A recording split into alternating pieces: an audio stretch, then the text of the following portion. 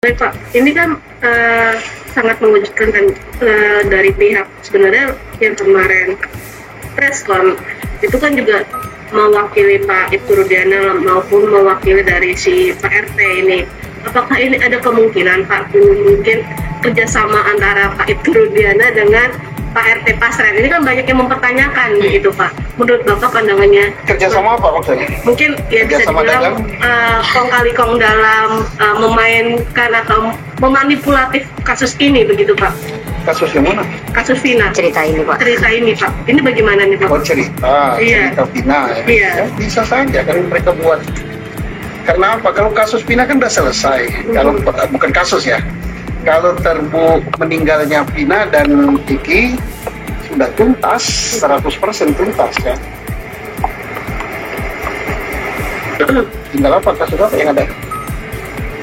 Kalau pandangan Bapak statement yang adanya mungkin kerjasama mungkin manipulatif dari cerita nih Pak, yang kan ini menggambarkan bahwa 7 terpidana ini dibilangnya kan ada di rumah Pak RT, tetapi Pak RT bilang itu membantah itu semua.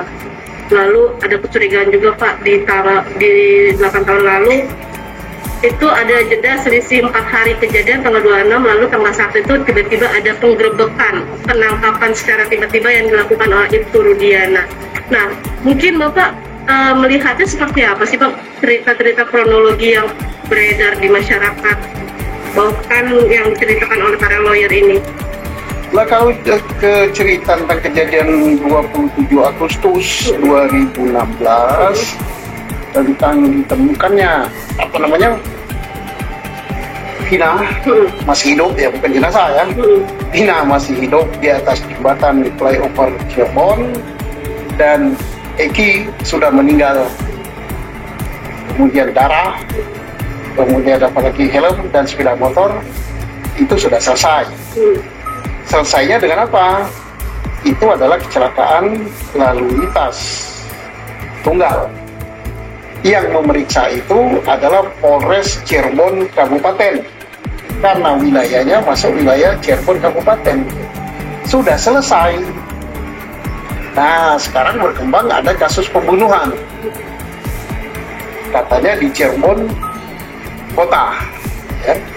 Saya tidak tahu pembunuhan yang mana. Yang mana? Apakah ada pembunuhan di Cirebon Kota? Itu dia yang masih dipertanyakan, masih simpang siur Pak sampai saat ini. Oke?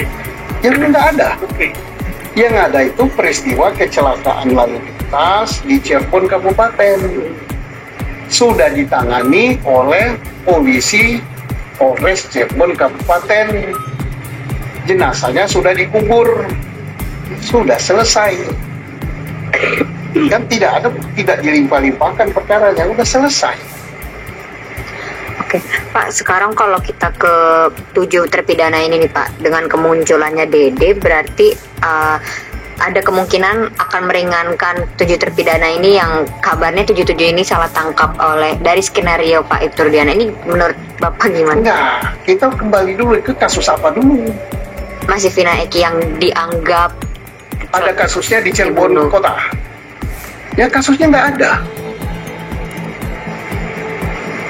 Kasus pembunuhan itu tidak ada. Kenapa ini kasus jadi berlarut-larut Pak? Sedangkan kalau memang Bukan bisa kasusnya nggak ada. Oke. Kalau kasusnya ada harus dibuktikan kan, kita ini kan masalah hukum kan, buktikan ada kasusnya dulu. Oke. Ada nggak kasus pembunuhan itu di Cirebon Kota? Lalu kalau memang misalkan tidak ada, memang sudah tidak ada, tetapi Bukan sudah tidak ada, memang tidak ada. Memang tidak ada nih Pak. Tetapi mohon maaf, ini kan dari Ibtu Rudiana masih kekeh ini untuk melanjutkan, tetapi dia tidak muncul, begitu Pak. Yang melanjutkan yang mana? Perkaranya nggak ada kok. Perkara pembunuhan di Cirebon Kota itu nggak ada. Yang ada perkara di Cirebon Kabupaten ditemukan 2 jenazah dan sudah selesai, sudah dikubur dan dinyatakan itu kecelakaan lalu lintas. Nah, kalau pembunuhan di Cirebon Kota, Polresnya Polres Kota, pembunuhan yang mana? Ya, ini kan menjadi kejanggalan Pak. Memang Polres Kota sudah tidak ada, tapi Polres Polres Kota ada. yang kabupaten ini, mohon maaf sebelumnya. Nah, lalu ini kan jadi yang dipermasalahkan sebenarnya apa sih Pak untuk Ibtu Rudiana? Karena kan jenazah sudah dimakamkan, lalu memang sudah dibilang bahwa banyak banget mengatakan ini adalah kecelakaan tunggal begitu. Ini jadi semeraut nih Bapak nih. Tidak semeraut. Yang jelas sekali kecelakaan tunggal menurut polisi yang berwenang. Ya. Ya sudah. Berarti seharusnya 7 terpidana itu harusnya bebas Pak. Ya, Harusnya tidak ada. Terpidananya terpidana kasus apa?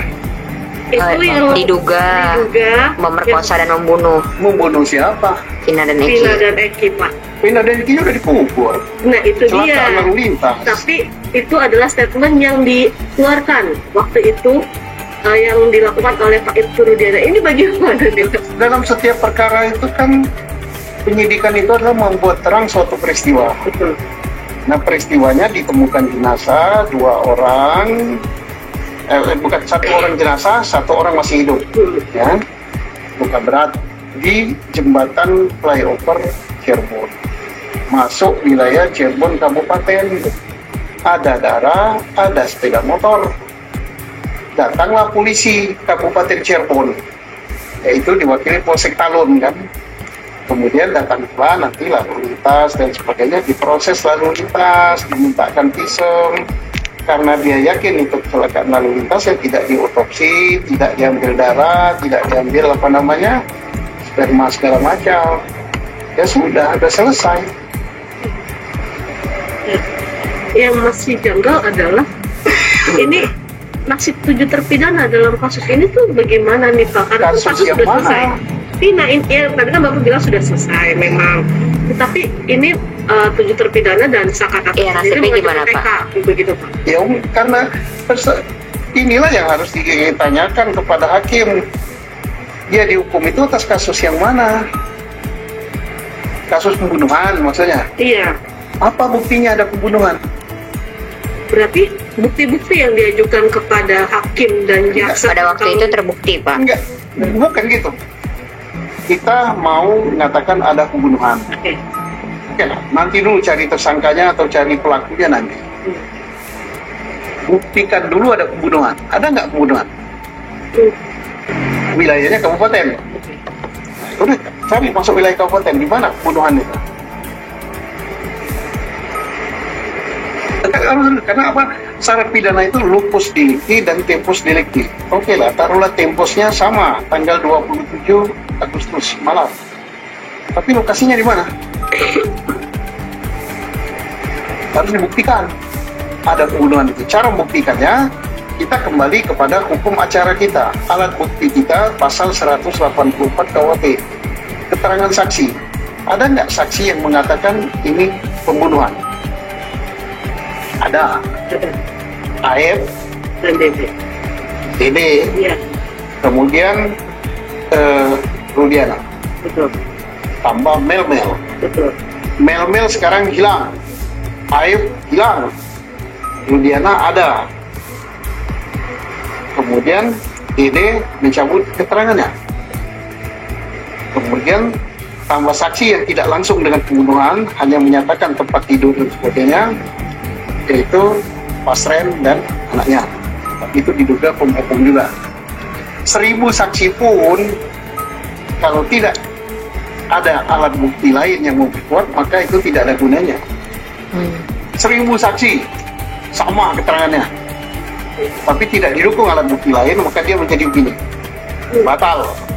Contohnya kita berlima kita di ruangan ini, nanti keluar dari ruangan ini, apa di belakang Pak Susno, latar belakangnya oh gambar burung Garuda Pancasila, semua sama.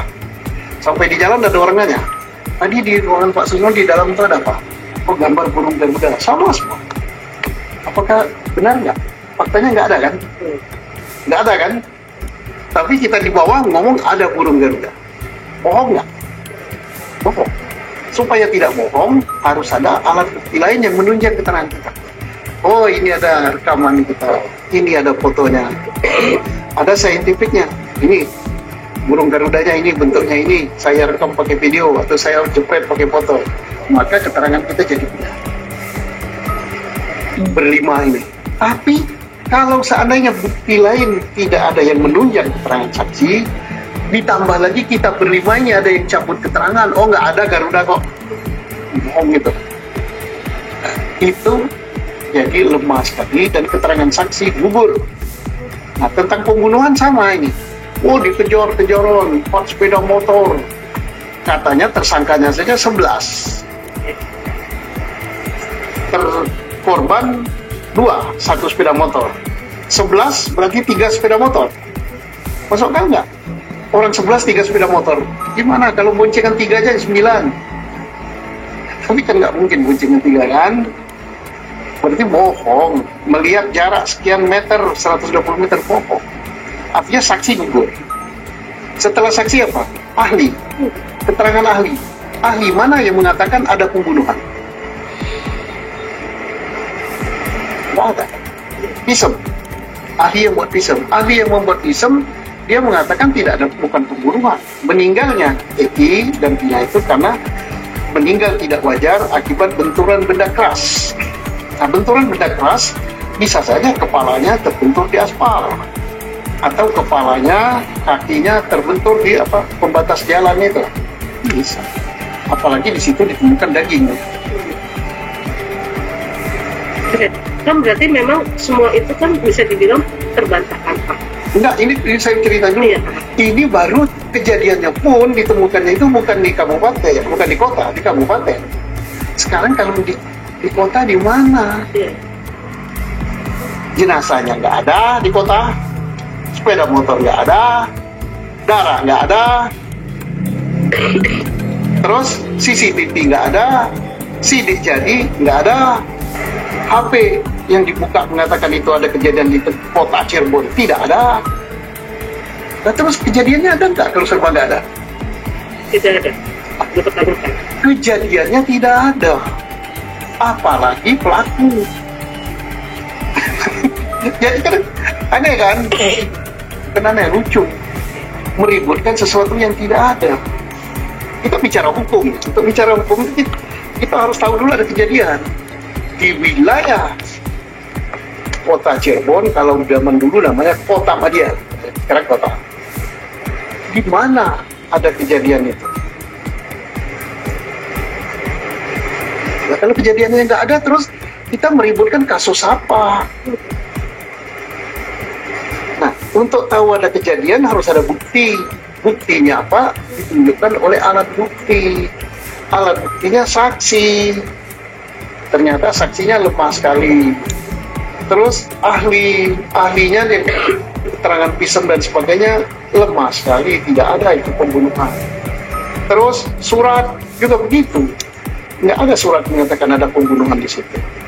Keterangan terdakwa, semua terdakwa mencabut keterangannya. Saksi pun mencabut. Berarti peristiwa pembunuhan di kota Cirebon tidak ada. Nah, kalau tidak ada, apa yang kita ributkan? Nah, kalau kecelakaan lalu lintas di atas jembatan flyover Cirebon sudah tuntas, sudah selesai. Nah, mengapa kejadiannya seperti ini ya? Karena kita terbius ya. Terbius oleh cerita, menganggap ini ada, sebenarnya mind kita ini ada pembunuhan. Loh, kita nggak rasional lagi berpikir, nggak berpikir hukum lagi. Kalau berpikir hukum, ya penyidikan itu yang dipikirkan peristiwanya dulu. Setelah peristiwanya baru dinilai ini pidana apa bukan. Lalu peristiwanya nggak ada kok. Ini sama dengan kita ini meributkan bayang-bayang, meributkan hantu gitu. Pak, kalau soal kemunculan Dede nih Pak, ini kan dia mengaku kalau dia dipaksa untuk menceritakan lah gitu ya. Nah ini kan bisa dibilang kita juga nggak tahu nih Dede ini maksudnya bilangnya sih dia jujur mengatakannya sebenarnya, tapi dia bisa nggak Pak dikenakan pasal dia memberi kesaksian bohong atas sesuatu yang kita nggak tahu terjadi gitu? Ya, atas peristiwa yang tidak ada. Iya, bisa diberi pasal kesaksian palsu nggak Pak atau gimana? Ya, kesaksian untuk apa? Kesaksian terpidana, ini pidananya juga nggak ada. Peristiwa pidananya yang disaksikan oleh Dede itu tidak ada. yang berbohong terhadap sesuatu yang tidak ada. Kemudian dia memberikan keterangan juga tidak di depan pengadilan, kan? Oh iya. Dede tidak hadir di pengadilan apa tidak? Tidak. Tidak. Dari ceritanya enggak? Disumpah apa tidak? Tidak. Tidak. Ya udah bebas dia berbohong. Sama dengan saya mengatakan di ruangan saya itu ada harimau loh. Kan bukan peristiwa pidana kan? Saya bohong biasa aja. Di ruangan saya itu ada harimau, harimaunya ompong gitu. Apakah saya bisa dihukum? Ya enggak. Baik Pak, kan berarti yang tadi Bapak katakan memang tidak ada semua. Berarti untuk 7 terpidana ini, apabila nanti kedepannya untuk melanjutkan untuk pembuatan PK, berarti bagaimana nih Pak? Menurut analisis Bapak? Analisis Bapak seperti apa? Dari Ya harus PK yang mereka dikeluarkan, udah kelamaan dihukum. Iya. Itu udah kelamaan. Yang PK ya mestinya nggak perlu PK, perkaranya nggak ada kok. Perkaranya nggak ada tuh. Nanti yang tanya kenapa ada Pak disidangkan? Ya itu sidang-sidangan aja. Menyidangkan sesuatu yang nggak ada. Ya, kita baru tersadar sekarang, oh iya nggak ada peristiwanya. Ada peristiwa itu di Cirebon Kabupaten. Sudah dituntaskan. Oh dioper ke Cirebon Kota, nggak oper-operan. Cirebon Kota nggak nangani masalah kecelakaan. Yang ditangani oleh Cirebon Kota perkara pembunuhan.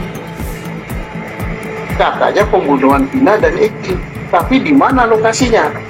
Kan pidana kan locus delicti dan tempus delicti. Oh kejadiannya tanggal 27 Agustus, oke. Tapi lokasinya di mana? Harus lokasi. Oh lokasinya di SMP 11. Oke, siapa saksinya yang melihat pembunuhan itu? Ternyata saksinya lemah sekali kan. Keterangan ahli nggak ada. Surat nggak ada. Pengakuan terdakwa nggak ada. Karena apa? Dicabut. Dia mengatakan tidak. Saya memberikan itu karena disiksa. Berarti nggak ada semua. Yang berarti kejadiannya kan nggak ada. Tapi kita heboh se-Nusantara. Kita ini terhipnotis. Jadi jangan mengatakan bahwa Linda di film 7 hari, Vina sebelum 7 hari kena hipnotis. Ya kita semua sudah terhipnotis, berdebat, berapa-apa masalah ini.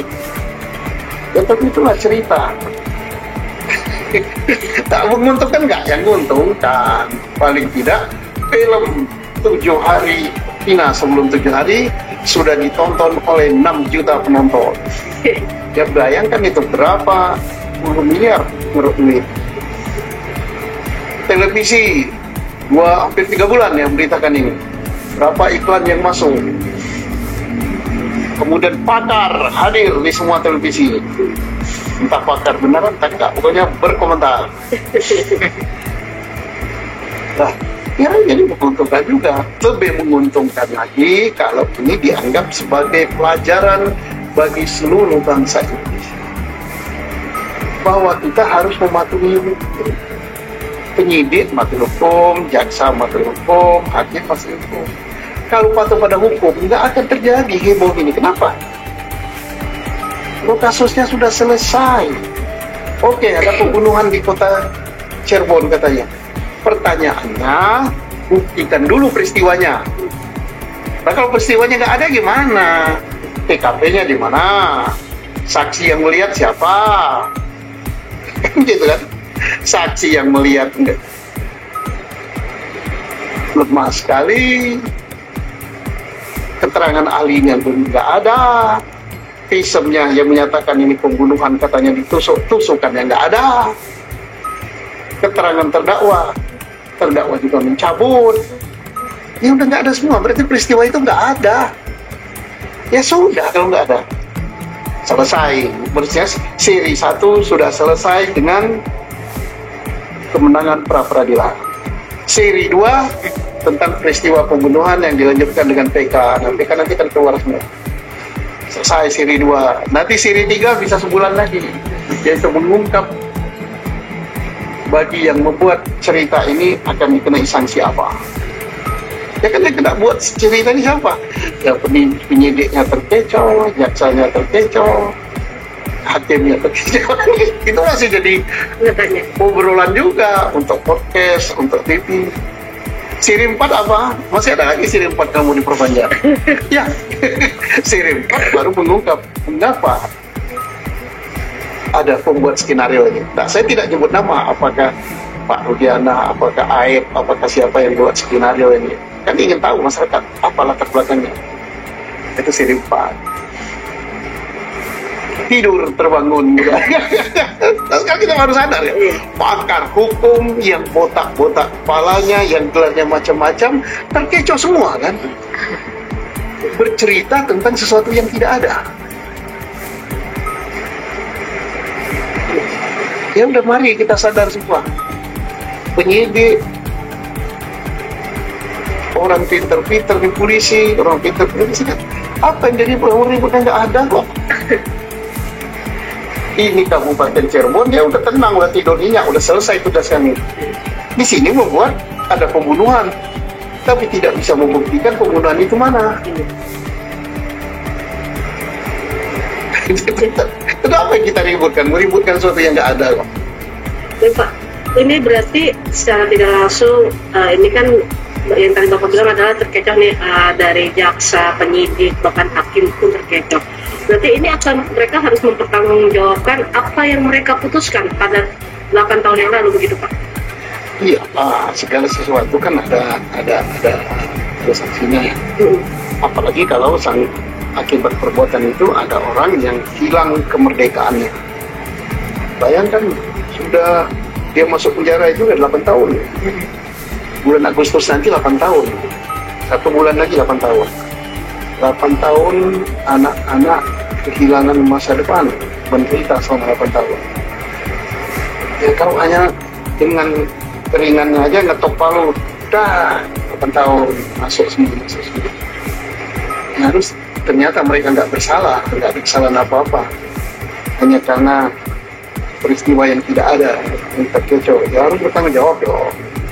Paling tidak negara bertanggung jawab, minta maaf, kemudian ya bayar ganti rugi terhadap pelakunya, ya bukan pelaku ya, terhadap aparat yang terkecoh, ya sanksi kepada instansi masing-masing yang sifatkan sesuai peraturan di situ.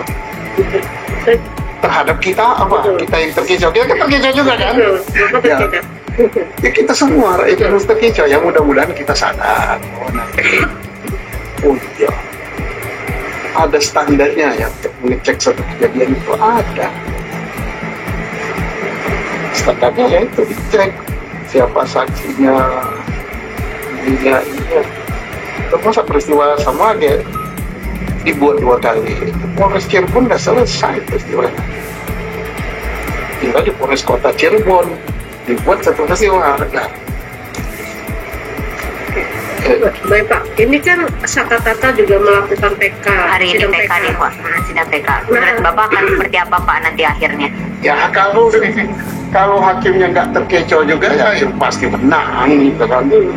Makanya kan saya diundang juga oleh advokatnya menjadi saksi ahli, diminta untuk ahli. Saya bilang nggak usah banyak ahlinya, tanpa ahli pun orang menang. Kenapa? Peristiwanya nggak ada. Ya ditanyakan aja pada hakim yang adili, peristiwanya mana yang menyebabkan orang ini dihukum? Oh, pembunuhan di mana? Oh, Pina dan ini kan sudah tuntas di Kabupaten Cirebon. Nah, kalau ini bukan wilayahnya, di mana di wilayah Cirebon kota ada pembunuhan? Kalau ada, mana saksinya? Mana alat bukti yang lain? Alat bukti yang lain nggak ada, semua nggak ada, saksi nggak ada, tuntas. Ya, ngapain lagi mau di PK? Kasihan orang nunggu PK paling nggak sebulan ya kan? Coba kita dimasukkan dalam penjara, nggak usah sebulan, 3 hari aja mau. Ya hakimnya masukkan ke penjara 3 bulan.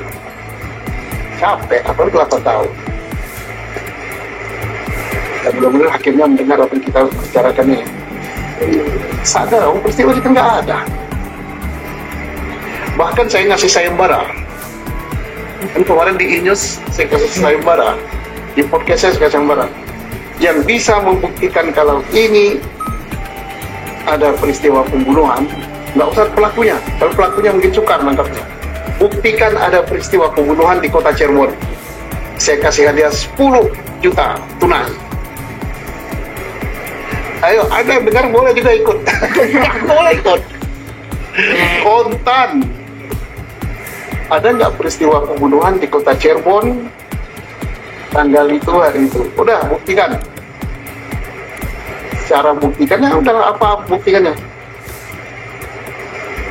Dengan alat bukti, saksi, ini tambah lagi alat bukti forensik yang nggak terbantahkan. Ya kalau itu ada, aku kalah, saya bayar gitu kan. Tapi kalau ini sudah berhenti, tidak ada pembunuhan, kasusnya berakhir. Siri kedua, tinggal siri 3. Baik Pak, berarti dalam kasus ini kan banyak masyarakat yang mengatakan bahwa sebaiknya Ibtu Rudiana itu muncul nih menjelaskan. Semoga awalnya dari Pak Ibtu Rudiana nih Pak, begitu. Ya kalau memang dari Ibtu Rudiana sebaiknya muncul, karena kalau tidak muncul nanti kan dia kan dalam somasi itu dituduhannya bahwa masyarakat sudah menuduh dia macam-macam ya. Ya supaya tidak menuduh macam-macam ya dibantah.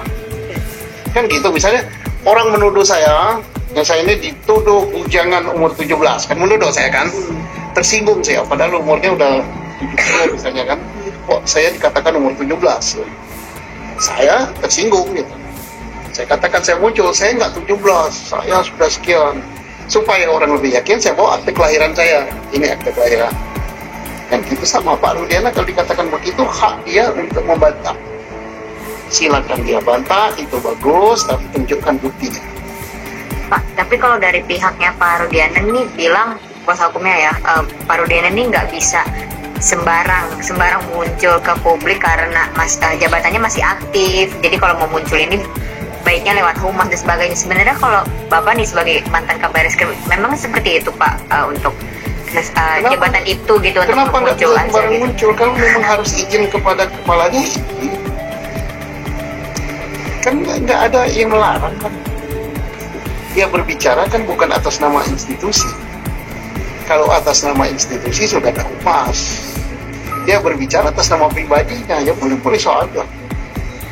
Saya misalnya masih aktif polisi, saya berbicara atas nama pribadi saya bahwa keluarga saya begini-begini, istri saya 1, saya dituduh punya istri 9. Tidak, kan boleh saya ngomong.